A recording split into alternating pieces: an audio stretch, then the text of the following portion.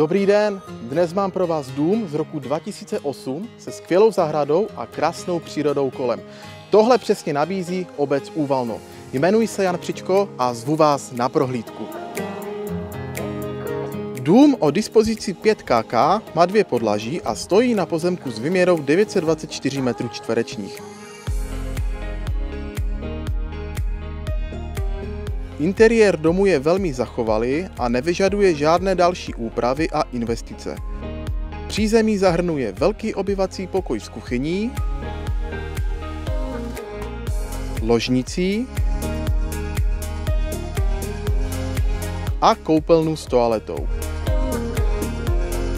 V patře jsou další 3 pokoje a taktéž koupelna s WC. V celém domě je podlahové vytápění, což zvyšuje klasické standardy. Okna jsou plastová a dům je zateplený.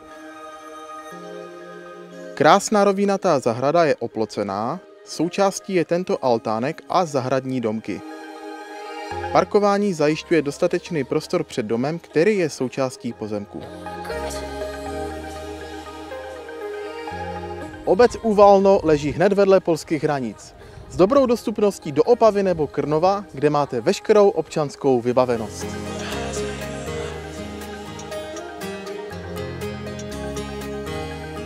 Domluvte si prohlídku na tomhle krásném domě a já vás osobně provedu. Těším se na společné setkání.